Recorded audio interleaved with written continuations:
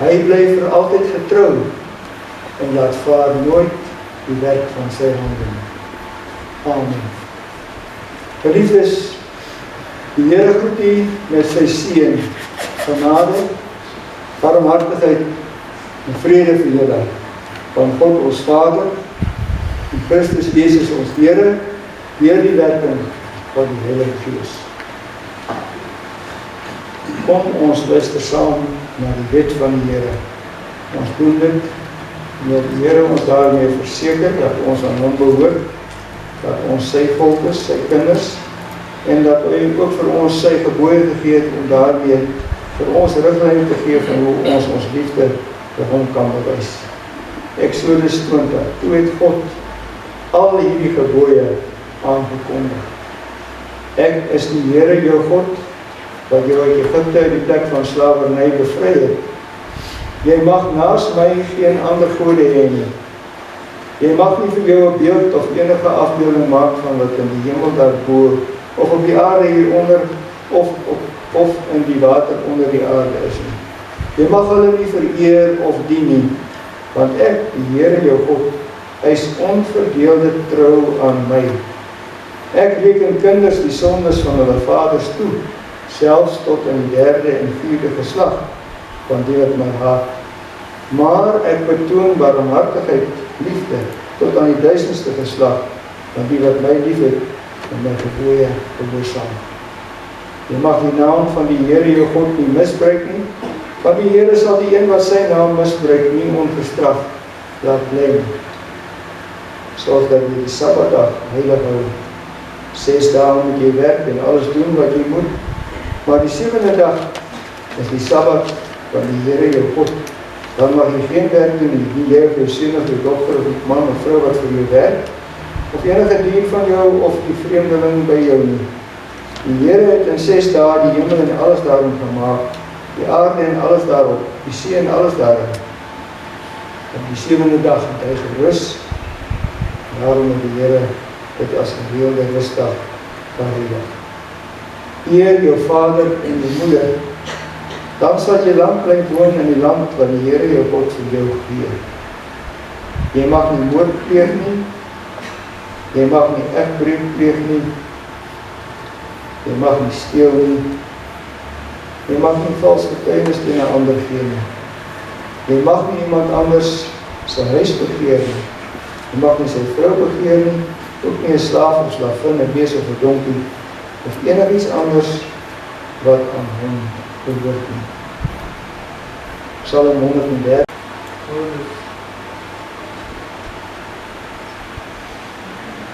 Apostel Paulus sê nou daar sê die Apostel Paulus sê in dieselfde hoofstuk wat ons net nou gaan lees, waar die teks vanmôre kom, in 1 Timoteus hoofstuk 1, sê Paulus, teenoor Christus Jesus, ons Here, is ek dankbaar.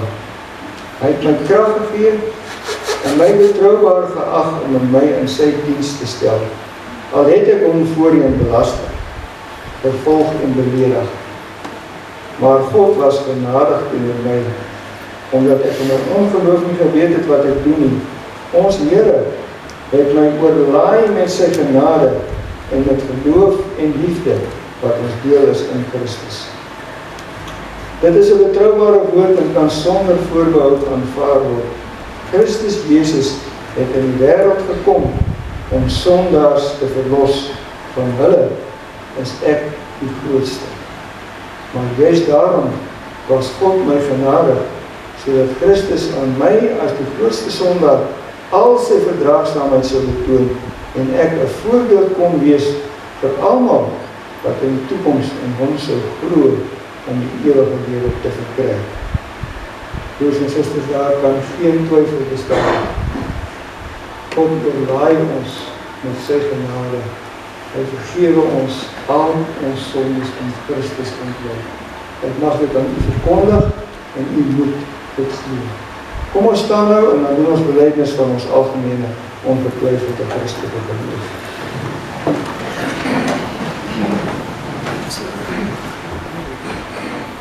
U kan asseblief in uw hart of hardop saam met my soos volg bely. Ek glo in God die Vader, die Almagtige, die Skepper van die hemel en die aarde, en in Jesus Christus, sy eniggebore Seun, ons Here, wat ontvang is van die Heilige Gees, gebore is in Maagd Maria, wat gelei en op ons Pilatus, gekruis is, gesterf en begrawe is, en die hemel opgaan, wat aan die derde dag weer opgestaan in die dode, wat opgevaar in die hemel, die sit aan die regterhand van God, die almagtige Vader, van waar hy sal kom met die oordeel, die wat aanlede en die wat gees sterf. Ek glo in die Heilige Gees, ek glo aan die heilige algemene Christelike kerk, die gemeenskap van die heiliges, die vergewing van sondes, die opstanding van die vlees en die ewige lewe. Amen.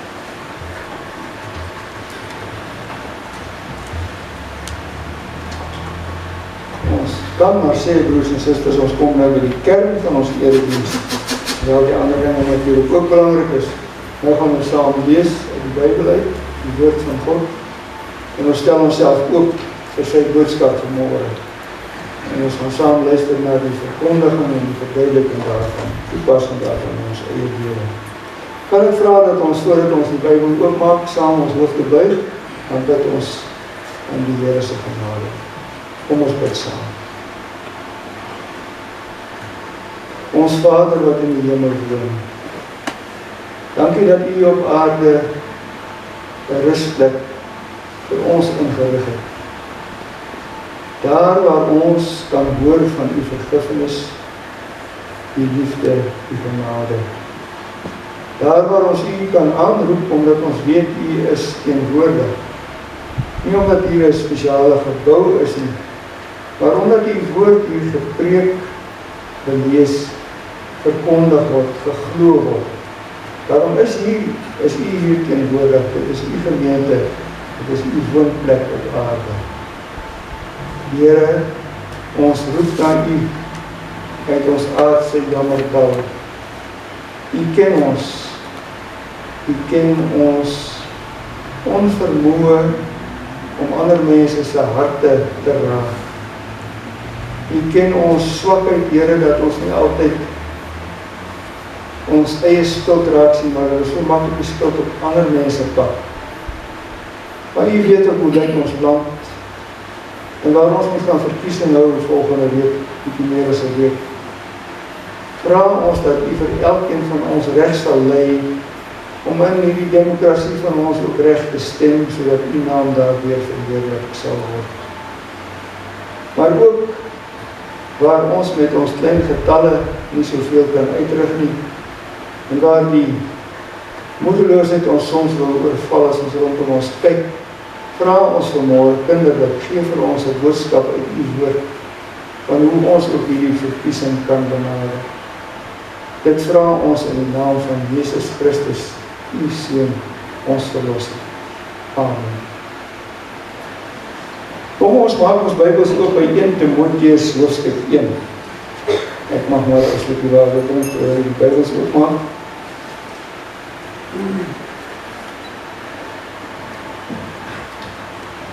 Jan, jy het asseblief op die muur wat ek vind, nee, baie dankie. Ons lees uit die woord van die Here 1 Timoteus hoofstuk 2 van die eerste vers tot by die 7de vers. Paulus skryf vir die jongman Timoteus: Ek dring daarop aan dat daar in die eerste plek met smeking, voorbidding en danksegging gebid moet word vir alle mense, vir die wat regeer en vir almal wat gesag uitoefen, sodat ons 'n rustige en stil lewe kan lei in volkome toewyding aan God en alle eerbaarheid. So is dit goed en aanneemlik vir God ons Verlosser, wat wil hê dat alle mense gered word en tot kennis van die waarheid kom. Daar is immers net een God, en daar is net een middelaar tussen God en die mense, die mens, Christus Jesus, wat homself as 'n losprys vir almal gegee het, Dit was op die bestemde tyd, die bewys van die bedoeling van God. Met die oog hierop is ek aangestel as prediker en apostel, as 'n leraar om die heidene nasies te onderrig in die boodskap van die geloof en die waarheid. Ek praat die waarheid, ek lieg nie. Ons lees net tot sover Paulus sy woorde aan Timoteus. Verse 1 en 2 is ons teks vanmôre. Ek dring daarop aan dat daar in die eerste plek met smeking, voorbidding, danksegging gebid moet word vir alle mense, vir die wat regeer en vir almal wat gesag uitoefen, sodat ons 'n rustige en stil lewe kan lei, om volkome toewyding aan God en in alle eerbaarheid. Wat 'n mooi teks vir 'n verkiesingsdag. Wat 'n mooi teks vir mense wat baie bewus is van die verval in die land, agteruitgang op so baie terreine, ook baie bewus is van ons eie klein getalle. Wie is ons nou eintlik? In die wêreld en die land en sy regerders hulle aan ons moet steun. Ons wat maar hier saam is in die kerk om te hoor wat sê die Here vir ons op so 'n geleentheid. En ek kom vanmôre met hierdie woorde van Paulus ook na ons toe. Merkwaardig dat die eerste woorde in hierdie teks, daarin in die eerste plek, primêr, voor alles, moet daar gebid word. Paulus skryf in die brief aan Timoteus om allerlei sake te reël. Timoteus was 'n jong dienaar van die woord. Paulus het hom gehelp om te verstaan wat dit beteken om 'n dienaar van die woord te wees. En nou het hy vir Timoteus daar gelos in die gemeente van Efese. Dit is nog 'n jong gemeente destyds. En Timoteus moes daar allerlei dinge reël. As jy deur die blaai deur hierdie boek, eerste en tweede Timoteus, dan sal jy sien hoe dat Paulus vir hom sê, man, maar die oude dinge moet jy so werk, en die vroumense moet jy so werk, en met die ander mense in die gemeente moet jy so werk, en jy moet vir dit en dat vertel. Alles belangrike dinge, maar primêr, eerste bo alles, as julle by mekaar kom, gelowiges, sê Paulus vir Timoteus, dan moet julle in die eerste plek bid. Vir wie moet julle bid? Moet julle vir julle self bid? Soos ons ook baie maar net vir ons self bid. En die Here tog net vir ons sal bewaar, vir ons sal seën. Nee, sê Paulus vir Timoteus, bid in die eerste plek vir alle mense. En hoe moet jy bid? Met smeking, voorbidding en danksegging. Dis eintlik alles wat jy in 'n gebed kan insit. Jy kan smeek om genade. Jy kan voorbidding doen vir ander mense intree wat jy weet wat jy gevra het om vir hulle te bid. En met danksegging, dat altyd baie om voor dankie te sê in die wêreld. So moet jy bid. So moet jy bid vir alle mense. Dit moet jy doen voor jy iets anders gedoen het. Moet jy bid vir alle mense. Want, nou kom Paulus altyd in die tweede punt. En die preek het ons net 3 punte altyd, ne? Die tweede punt sê, Paulus sê vir Timoteus, jy moet bid vir alle mense. Lyk vir my, wil ek sê, ek kan nie maar so vertaal, in besonder vir die wat regeer en vir almal wat gesag uitoefen.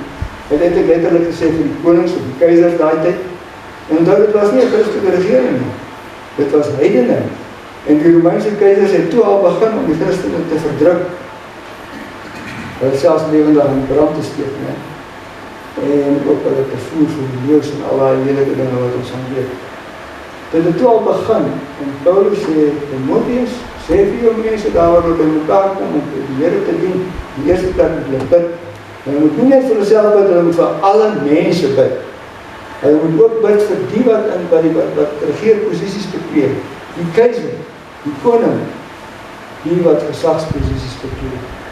Nie omdat hulle Christen is nie, maar omdat die Here hulle aangestel het om sy werk op aarde te doen.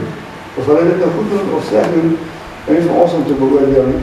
Dit kan ons op die politieke vergaderings doen, maar hier in die kerk moet ons bid vir hulle, of hulle goed of sleg doen. Want Romeine 13, om maar een plek te noem, Romeine 13, daar sê Paulus ook, die owerheid wat daar is, kom van God af. Daarom moet julle Christen hulle gehoorsaam. God wil ons deur hulle regeer. God het dit so gemaak, dat daar mense is wat in gesagsposisies is, en hulle dra die swaard, sê Paulus, en vir die Romeine. Daardie mense wat in die owerheidsposisie is, dra die swaard, en hulle moet die kwaaddoener straf. En hulle dra nie vir die swaard nie, want die swaard was destyds soos 'n geweer vandag, die doodmaak ding. Hulle dra die swaard om 'n mens te gaan straf, met selfs met doodstraf, as hulle nie doen wat oordentlike mense behoort te doen. En Paulus sê daar in Romeine 13, jy kan dit maar weer gaan lees vandag, hy goeie opsomming van wat die staat, die owerheid alles moet doen. Hulle moet sorg vir wet en orde, hulle moet die kwaaddoener straf, hulle moet die weldoener, die een wat goed doen, met hulle prys. Dis wat die owerheid moet doen. Hy moet nie diskrimineer tussen hierdie en daardie groepe nie. En net een diskriminasie, dis vir die goeie en die slegte mense. En die owerheid moet die slegte mense straf, en moet die goeie mense aanspoor. En die owerheid is 'n dienaar van God, sê Paulus daar, en soveel woorde. Die owerheid is 'n dienaar van God. Daarom moet ons vir hulle bid. Ons moet vir almal bid. Nou kom maar 'n moeilike stukkie van die preek. Ek kom ons gisterand nog nie geweldig verduidelik, en weet ek nie gaan ek dit vandag in die gemeente verduidelik, ek staan dit self nog in. Paulus sê, bid vir alle mense. Want sê hy, en die verder wat nie daar beport is nie, hy sê, alle mense, bid vir alle mense, want dit is God. Hy sê, ek haal het nie in die Bybel aan, hy sê, so is dit goed en aanneemlik vir God, ons verlosser, wat wil hê dat alle mense gered word en tot kennis van die waarheid kom. Daar is die moeilike stukkie. God wil hê dat alle mense gered word. Dit is 'n moeilike teks hier. Ek sien daar is ook partyers wat 'n bietjie anders vertaal en kom hulle in die moeilikheid uit. Hulle sê nee, dis nie alle mense wat hier bedoel word, dis alle soorte mense. Mense wat hoog beklee is, 'n hoë posisie beklee, mense wat laag is in die samelewing. Ek weet nie, dis nie so maklik om uit te kom uit so 'n moeilikheid. God wil hê dat alle mense gered word. Maar dit is toch ook nie op sigself letterlik waar nie, want God het ook baie mense verwek wat teen hom gedraai het natuurlijk. Nee, hy het hulle nie weggestoot van hom af nie. God is 'n liefdevolle Vader en hy trek ons almal nader. Hy wil hê dat ons almal gered moet word. Maar nou moet jy dit nie so stel dat hy ons vir die keuse stel, nou moet jy self besluit of jy gered wil word of nie. Nee. Dat is net nou weer die mense in die middelpunt. Dis die moeilike punt wat ek nie gisterand verwal onverduidelik nie. En wat ek nie weet of ek dit nou duidelik maak. Ek kan nie sê, God wil hê almal moet gered word, maar dan nou net van jou af. Dan lê jy alweer te veel klem op die mens. Die mens is nie so wonderlik. 'n Mens kan nie vir die Here kies as hy nie eers vir jou gekies het. Hoe sal ek en jy ooit uit ons eie na die Here toe gegaan? Hy trek ons nader na hom, dan gaan ons na hom toe, die waarheid. Ek probeer nou twee dinge met mekaar balanseer. Ek moet dit doen as jy Bybel lees. Jy kan nie net een versie vat en die hele teorie daar wil nie. Jy moet ook die ander kant van die saak kyk. God wil hê dat alle mense gered moet word. Ja, ek glo dit natuurlik, want Paulus sê dit hier in die woord van die Here. En hier in hierdie woord is elke woord is hier geïnspireer. Ek glo dit, maar ek wil dit balanseer met die ander kant dat die Here ook weet daar's mense wat nie gered sal word. Want dit is hulle eie skuld. As hulle nie gered word, ons hulle eie skuld. Maar as hulle wel gered word, soos ek en jy glo dat ons gered sal word, dan is nie uit ons goedheid of uit ons goedheid, dit is die Here se genade. Daar was 'n prediker in Londen, 'n baptiste prediker, voordat ek afgeslaap het van 2 eeue gelede. Spurgeon, Charles Haddon Spurgeon. Spurgeon was 'n regsinnige baptist. Hy het ook geweet van die uitverkiesing. En Spurgeon het gepreek op 'n slag oor Efesiërs 1 wat sê, voor die grondlegging van die wêreld is ons al uitverkies. Het die Here al geweet van ons. Het hy besluit ons sal sy kinders wees.